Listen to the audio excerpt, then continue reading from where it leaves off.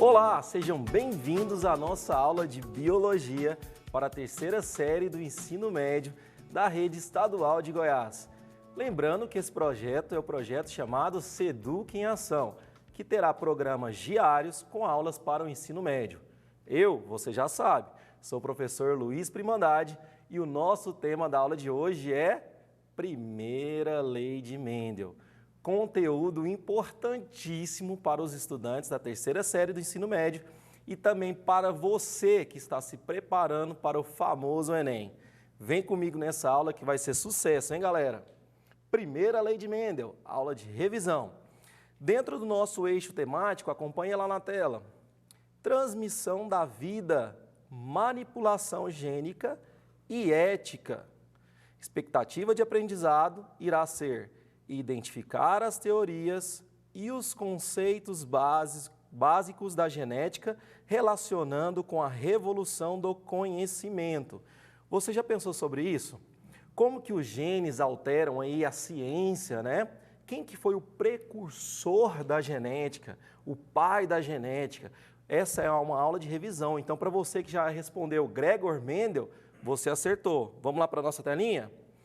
Gregor Johann Mendel, olha que nome bonito. Ele foi um monge agostiniano que, dentre seus estudos com botânica, na biologia, relatou a transmissão dos caracteres hereditários e é conhecido como o pai da genética. Vem aqui comigo. Você já deve ter visto que no ensino médio, vários professores de biologia, conceituam pai da genética, Mendel. Pai da evolução, Charles Darwin. Quem é o pai do DNA? Watson e Crick, foram dois cientistas. Então é importante que você anote isso, para você não se dar mal aí. Lembra do pai da botânica? Teofrasto, o grande filósofo? Então isso costuma aparecer com recorrência no ensino médio. Vamos anotar então lá na tela. Na época que fazia experimentos com plantas, ele não foi reconhecido, vivendo sua vida sem fama e prestígio, tendo seus estudos reconhecidos mais de 3 décadas depois da sua descoberta. Desta maneira, Mendel foi reconhecido só 3 décadas depois. Já pensou você estudar tanto para só 30 anos depois ser reconhecido pelos seus estudos? Tadinho, né? E ele era um monge agostiniano, como eu também sou agostiniano, estudei muito tempo no Colégio Santo Agostinho. Ele era um monge agostiniano que dentro ali do mosteiro fazia estudos com ervilhas. E você já parou para pensar por que era ervilha? Será que ele gostava de comer, professor, ervilha lá no seu sanduíche? Não é por conta disso não, galera. Vem aqui comigo, lápis e papel na mão agora, hein? Vamos anotar? Por que ele trabalhou com ervilhas, professor? Primeiro, são plantas de fácil cultivo. Segundo, produz grande número de descendentes férteis. Terceiro, possuem características distintas, como é o caso das cores. Ciclo de vida curto. Penúltima, são hermafroditas, possuem ambos os sexos. E última, possuem fácil autopolinização. Olha que interessante, se ela tem o sexo masculino e o sexo feminino, elas podem se autopolinizar. Quando o grão de pólen cair no seu estigma, ela se autopoliniza.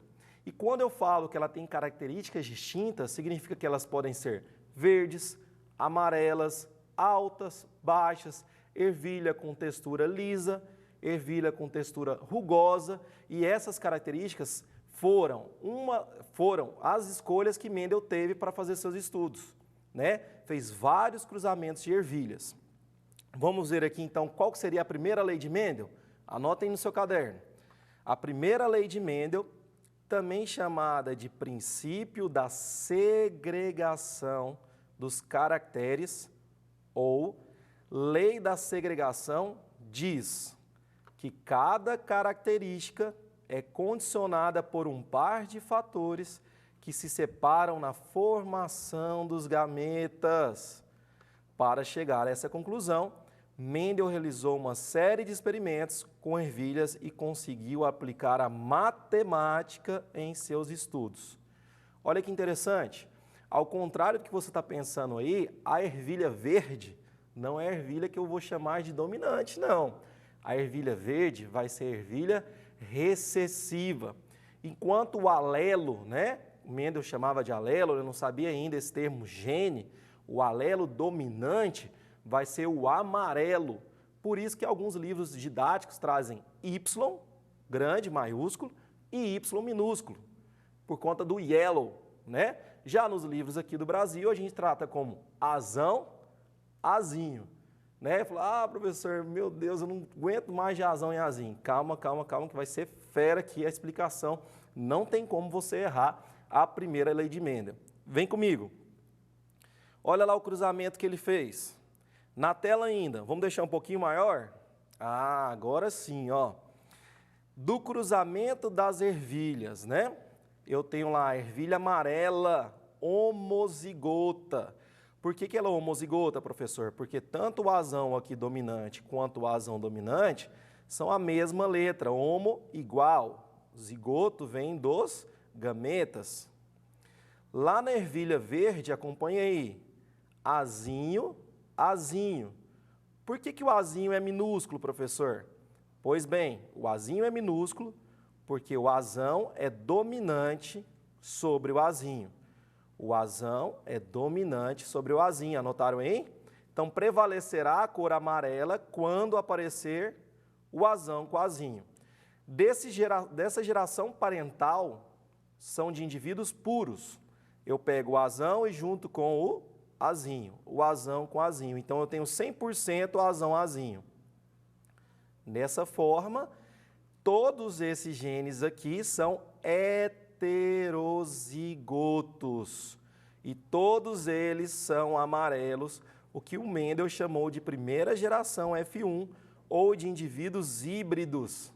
Olha que interessante. Amarelo, amarelo, amarelo, amarelo. E se ele cruzasse, e ele cruzou, o F1 com F1, o que queria dar? Azão com azão, azão com azinho, azinho com azão, azinho com azinho. Olha os resultados aqui embaixo para a gente.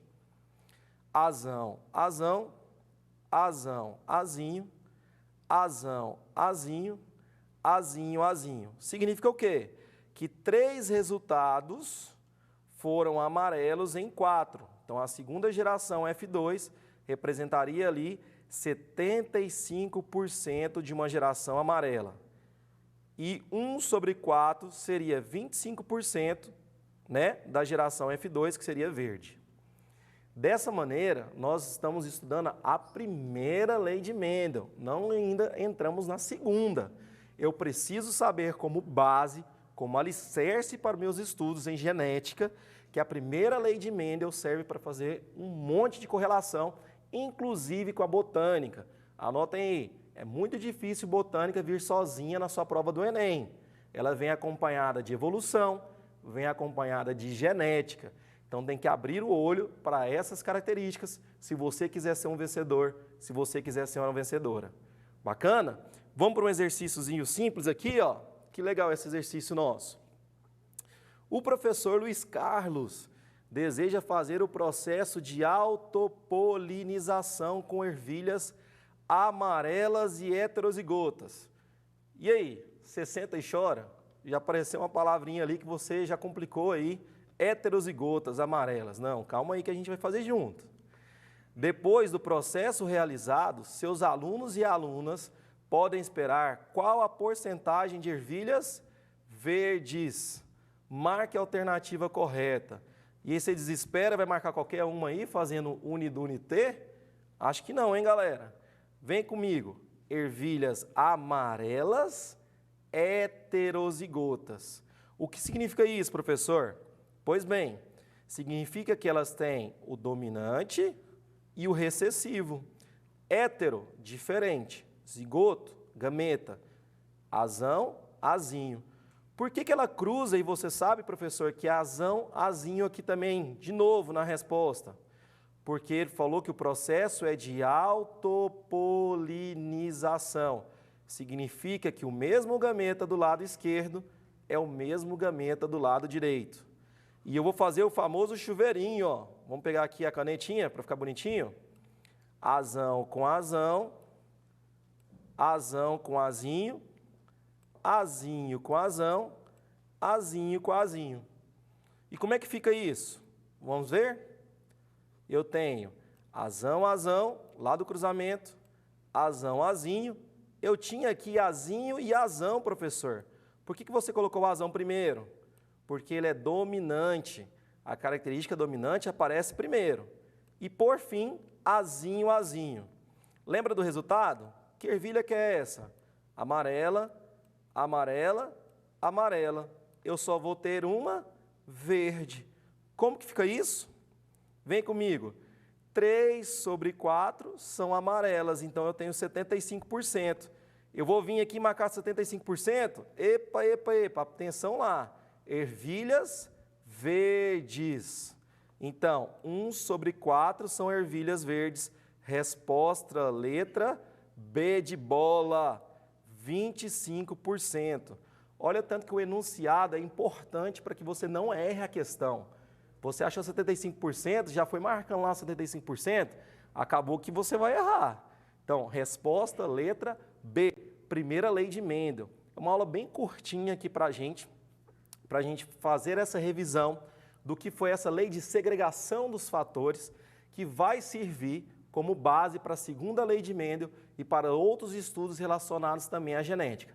Lembrando para você que essa é genética clássica, não é a genética moderna, aquela de Watson e Crick, DNA, A com T, T com A. Essa é a genética moderna, beleza? Galerinha, finalizo aqui nossa aula da SEDUC. Não saiam daí, pois após o intervalo, teremos aula de língua portuguesa com o grande professor Ivair. Para você que é estudante da terceira série do ensino médio, muito obrigado, um forte abraço do professor Luiz Primandade. Beijo, valeu!